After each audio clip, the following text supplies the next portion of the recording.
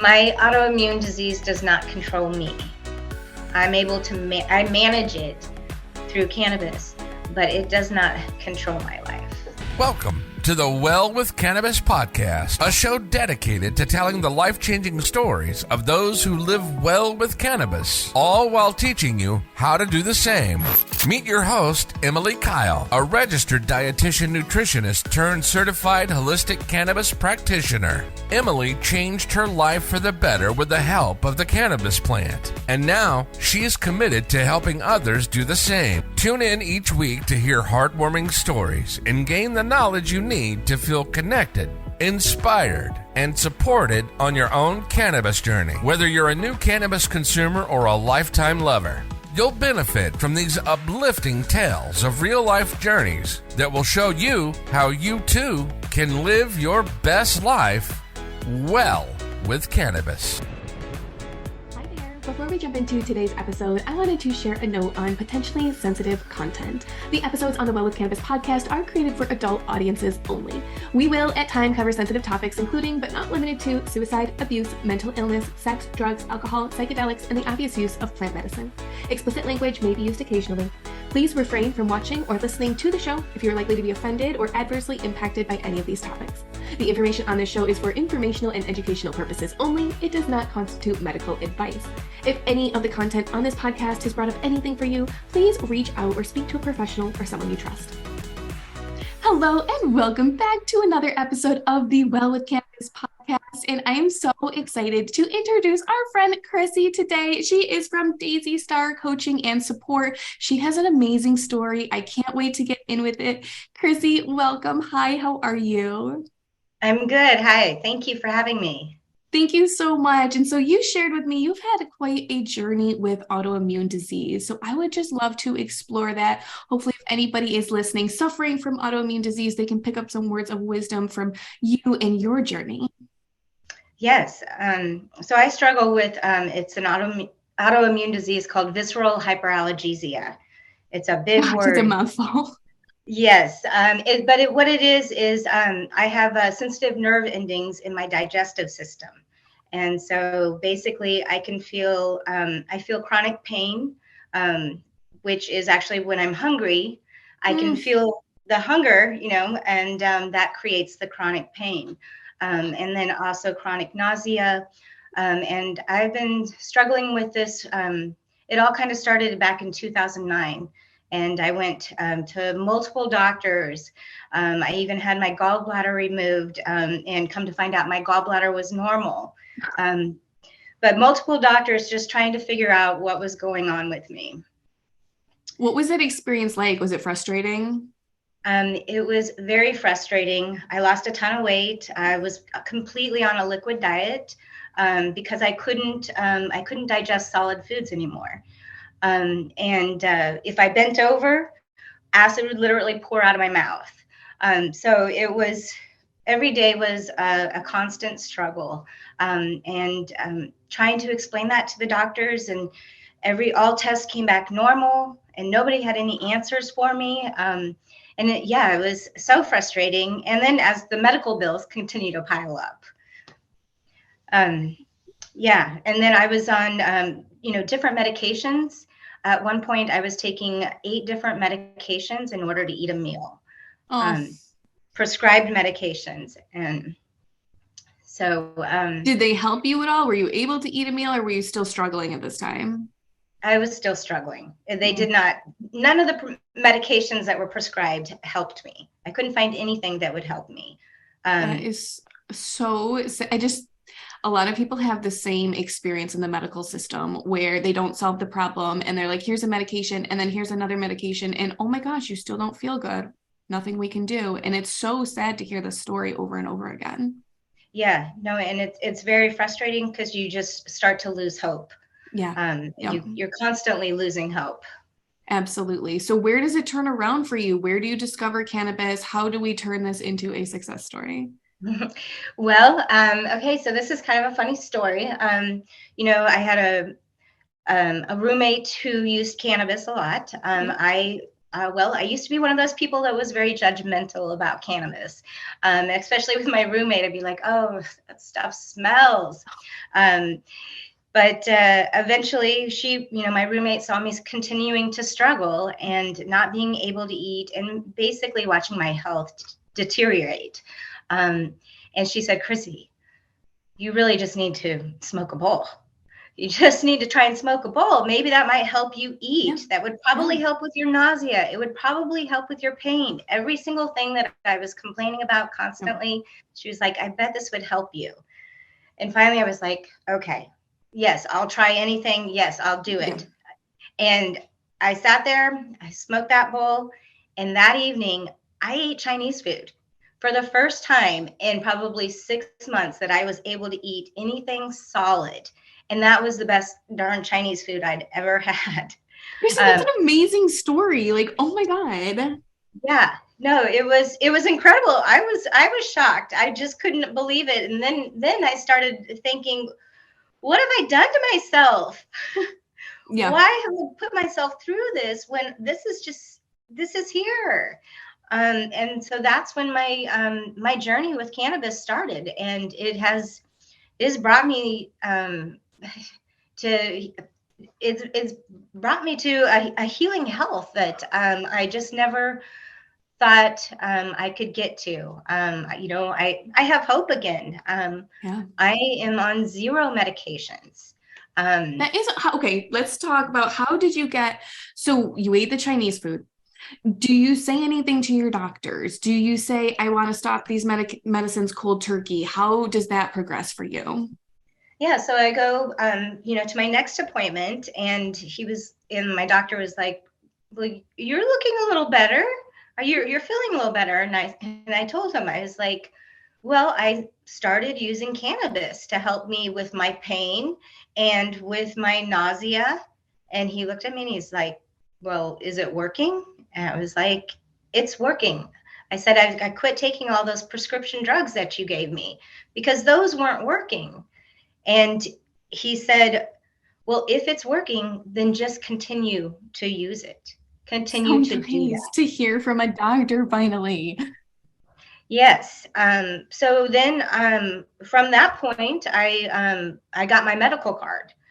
So at the time I was living in Oregon. And so the medical marijuana was just available. It was right around when it just came out. I think it was like into its 2nd year. And so I went to the doctor, I got all the stuff, I went through all the steps to get my medical card. And another thing that was important to me was because of the stigma behind cannabis. And as my profession, I worked in the child welfare field. So that's got to be hard for you then. Yeah. Yeah. So it was important for me to have that medical card to back up, to have that backup. So if it ever came up with my, with my employment, I had my medical card. I had doctors saying, yes, this is what is helping her. So I'm so glad that you said that, because I do believe that the medical card is like a security blanket for anybody who really is nervous about it. I didn't have my medical card for the longest time. Immediately, the very first time I found out, or second time I found out I was pregnant, I went and got it because I was so scared. And it provided such a layer of comfort and security. So I'm so glad that you mentioned that for people, because it's not always necessary to get, but if it can make you feel more secure and more comfortable, I feel like that is a huge blessing.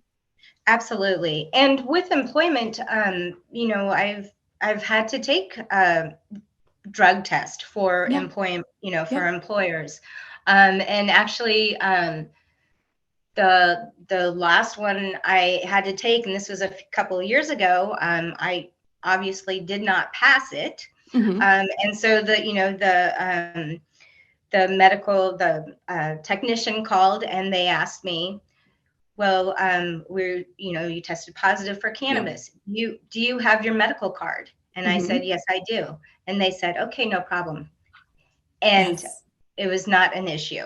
So having that card again was the security. It I felt like it kept me safe. I agree 100%. Even in Oregon, one of the most liberal states that there are when it comes to cannabis, and just having that reassurance. Recently, I had to go for a procedure and the nurse called me ahead of time, the anesthesiologist nurse, and she, was like, do you use drugs or medications? And I was like, I use cannabis. And she's like, well, do you have your medical card? And I was like, yes. And she was like, okay. And just like completely moved on. And I thought that if I had said no, would she have treated me more like a drug addict? But I was just so happy that I had it, that I didn't have to have that awkward conversation. And I was like, this is so worth having for me. Yeah, no, it really is. I've had mine, the first year I got it, I believe, was 2010. So, wow, a long time. 12 years. I just renewed it last year. So, it's important, I feel, for myself to have. So does Oregon have protections where they cannot discriminate against you and your medical card? Like, could they say you don't get the job because you didn't fail? I believe it's up to the employer. Oh, interesting. Okay, so there is discretion. Yeah, there is discretion. So it's up to the employer, how the employer, at least that was what it was explained to me. Back in like 2011, I was having to take a drug test, and I explained that I had my medical card, and they're like, well, that's up to human resources how they want to deal with that. Interesting. So, but all's well. You're working and everything is fine, right? Oh yeah. Yes. Okay. Yep. That's a huge success story for people to know, like you're still holding a job, you have your medical card, and everything is fine, because a lot of people get really, really worried, like, God, I'm going to lose my job, or it's so scary for people. So thank you for sharing with us your perspective, and that you kind of turned out just fine. It's working. Yeah. Yeah, no, definitely. And every state, is different. Oregon is very liberal. Yep. So I just moved from Oregon to Kansas. So it's, wow, you go backwards. So it's quite different here in Kansas. Yeah.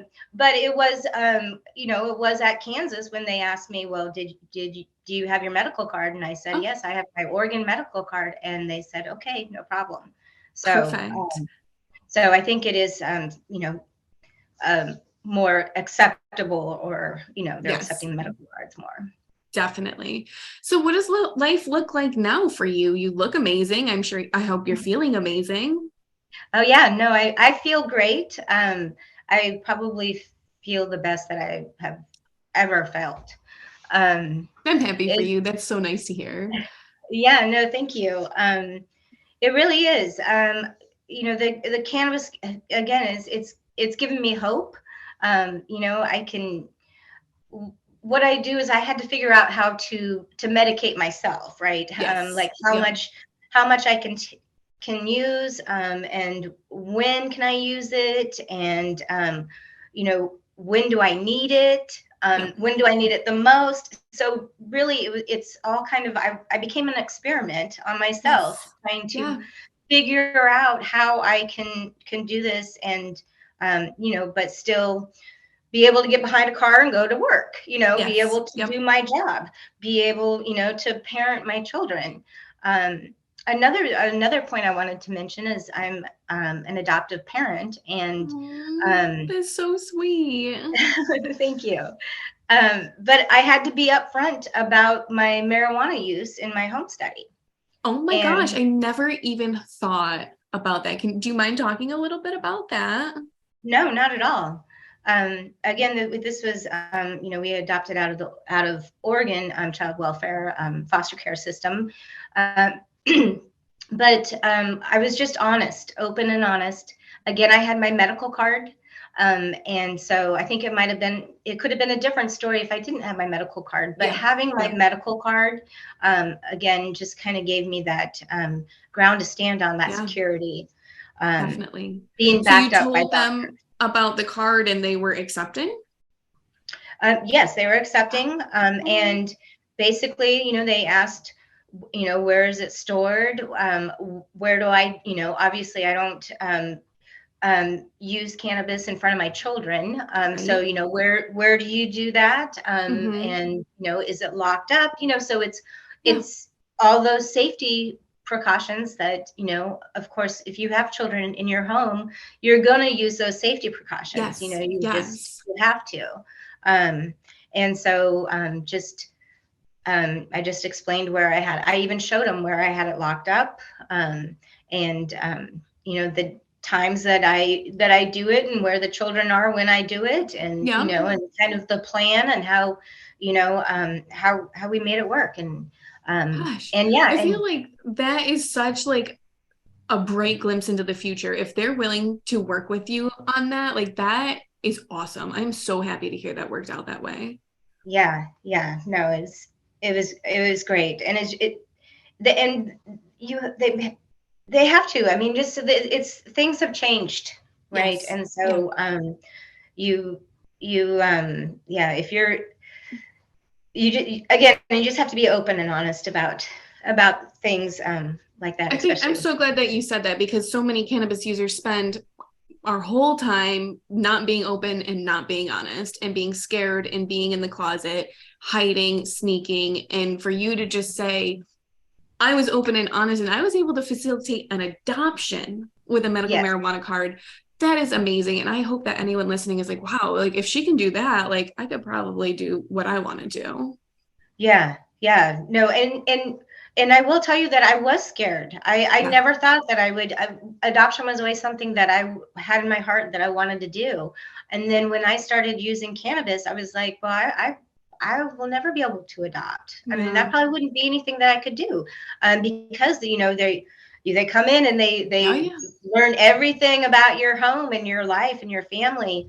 But then, working in the child welfare profession, I learned like, no, they're not as judgmental.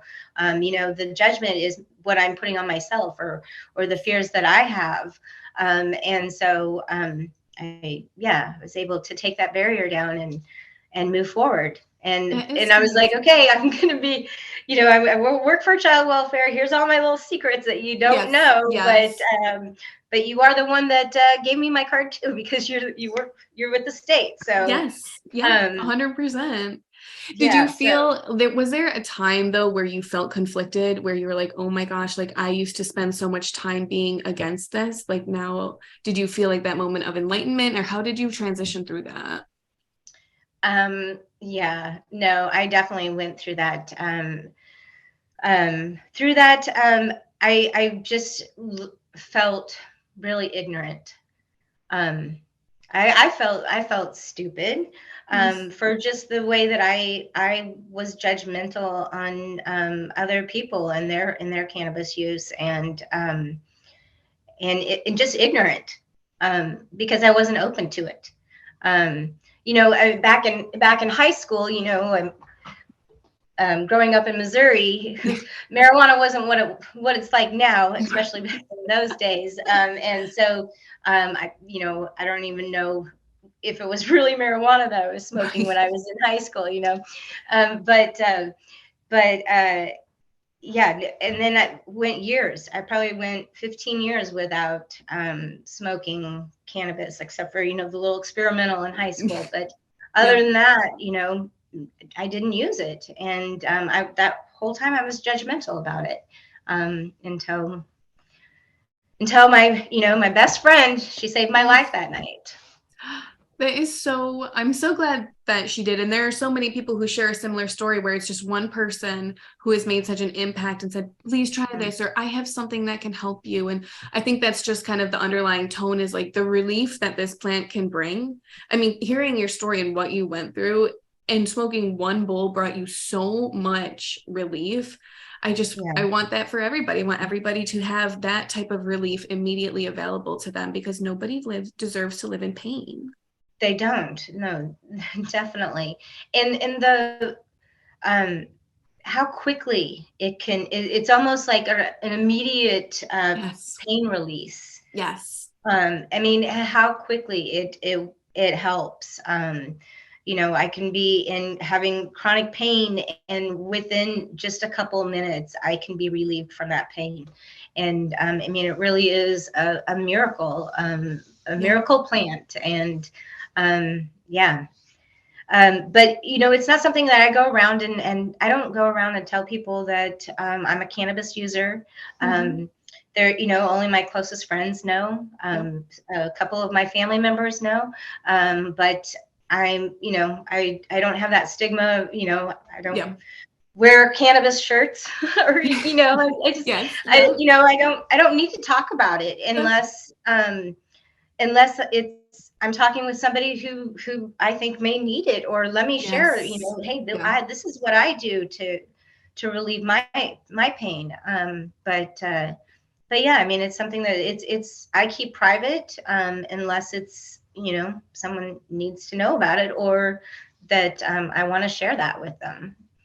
I'm so glad that you shared that, because I feel like it's really good for the audience to hear that, like, you can keep your cannabis as public or as private as you want. It really should be what you are comfortable with at the end of the day. I know I'm out here loud and proud and talking about being out of the cannabis closet, but I don't want anybody to come out of the cannabis closet if it makes them feel uncomfortable. I want everybody to be just like you, doing what makes them feel comfortable, sharing what makes them feel enough that they can share. But at the end of the day, we don't all go around like being like, I'm on prescription medications. And so there's really no pressure or need for anybody to do that with cannabis either. Yeah, no, exactly. And it's all about being comfortable. That's the point of cannabis, is being comfortable. And if you're doing anything in any type of way that makes you feel uncomfortable, that's kind of the opposite of the goal. So I'm just glad that you mentioned that, like, you don't have to share it with people if you don't want to. Yeah, no, definitely. I mean, you can keep all of that to yourself. And like I said, I mean, I pretty much have. And it's good. I mean, it's to protect your inner peace. And that's ultimately, the biggest goal for all of us. Exactly. And this is what works for me. You can, everybody else can have their own judgment. I've been down that path. I've done that. And, so I don't need that. I don't want that. This is what I need for myself. What I've found that gives me hope in life again, and gives me joy. I'm more creative now. I'm not stuck in that like pain or, I am out. I blossom. I know. Yeah. It's just, it's amazing. It's a beautiful thing. It really is. And I just hope that anybody listening, especially people who maybe aren't yet using cannabis or are reserved like you were at one point, and to hear your story and learn that, like, just trying it that one time has dramatically changed the course of your life for the better. And so anyone who's listening, who's still nervous, I hope that they can just take a little bit of your bravery and your wisdom and take that with them. And hopefully it will help them in the future as well. Yes, definitely. So let's talk about where you're at now with Daisy Star. Give us a little bit of background about what you're moving forward with. Yeah, so I've recently started a business, and it's called Daisy Star Coaching and Support. What we offer is we offer online courses that are based off of Mike Dooley's. He's the New York Times best-selling author that teaches about thoughts becoming things, and about the universe, and he was another piece in my life that during that healing journey, I think it was about in 2012 when I found his book, and that started kind of the mind and soul piece of my healing journey. And so with Daisy Star, I've started a healing business, a place where people who have experienced any kind of trauma, whether through their life or through somebody else who they love, and they're helping them survive through trauma or move forward through trauma. So we're trauma informed, and just teach about the effects that trauma has on our body, and then how to move forward with that and finding abundance in life. And so those are what our courses are. The main points of our courses is that life is magical, and that you are powerful, and that everyone deserves to be happy and successful. And so those are the points of my courses. I offer 4 different courses. I have a child's course. It's called I Believe in Me. Oh. And then and adult programs as well. And then I also offer support groups. And so right now we have 3 support groups running, one for foster and adoptive parents, which, being a foster and adoptive parent myself, I know that how important that is. We all need support, especially trying to parent, our most vulnerable and traumatized children. So I'm building a community for people to come and have those connections with other people who have had similar life experiences.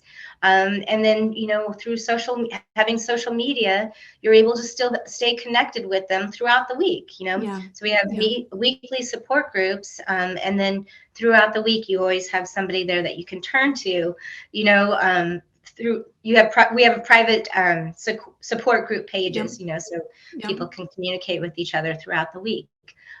So it's just another added thing of support. And then the other support group that we do is autoimmune. And then in our autoimmune disease support groups, we'll be talking about, cannabis, because that is, yay. I'm so glad to hear that. Yeah, well, that's part of my journey. And so, in order for people to become trusting and vulnerable in my groups, I also have to do that. And that goes back to being honest and just kind of upfront. It's a safe place. None of my support groups are recorded because it is a safe place. So, cannabis will be is a topic that we have in our autoimmune support groups. And then the last support group is called Healing Souls. And that's a support group for anyone that's experienced trauma or has had a loved one that's experienced trauma and trying to move forward through that. So that is amazing work that you're doing, Chrissy. I can't imagine how hard it is to do all of that. You've got a lot on your plate, but it really makes me feel like you have done all of this because cannabis has made you feel so well. And now you're out helping the world and you're bringing cannabis in with it too. And I just hope anybody listening, whether you maybe are dealing with an autoimmune disease or experience trauma, I hope that they feel connected with you. I'll leave all the links so that they can reach out to you as well. But what you're offering is priceless for people. And for people to hear that you are focusing on autoimmune and incorporating cannabis, I feel like is huge because I don't think there's anybody out there really quite doing that yet. Yeah. And I think it's important. I mean, again, this goes back to that honesty and just being upfront. And if I'm not sharing what is helping me, with my group, then, that's not fair. Right. Oh, you're doing amazing work. I want to be respectful of your time. So I ask all my guests the same 4 questions. Are you ready for them? I am. Yes. Perfect. All right. First to start, what are you most proud of to date? I am most proud of, I'm most proud of my health and my life, the life that I have now. I'm so happy you got your health back because there are so many stories that look different and you are radiating, you're vibrant. Like I just imagine if your roommate didn't give you that bowl that one night. I mean, I'm so happy for you that worked out that way. That segues perfect into our next question. What do you think your life would look like if you didn't find cannabis? I would be first of all, I wouldn't have any hope. I'd be struggling with pain and chronic pain and chronic nausea still. I'd probably be on multiple different medications, or I might have had more surgeries that were unnecessary.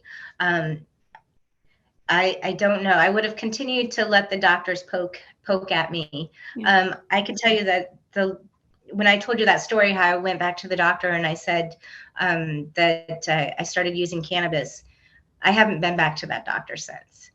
I have not been back to the specialist in over 12 years.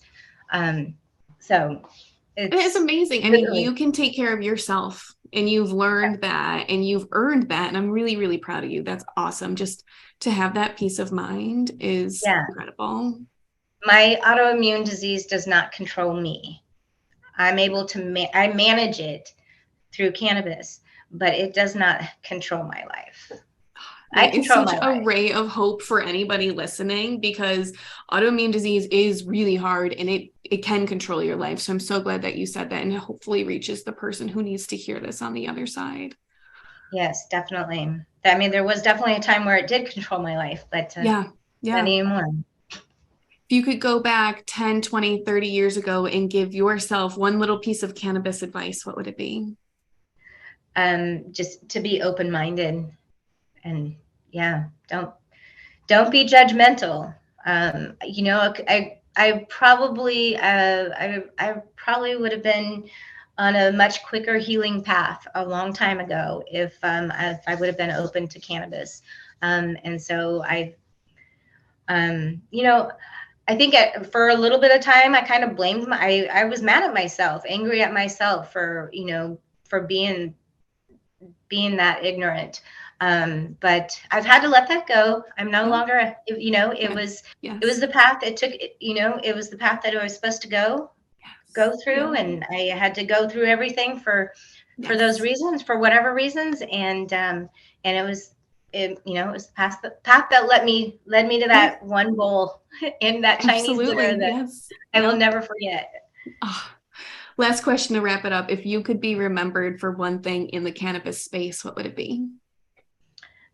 Just that I help inspire other people to take control of their health and their life and to hope again.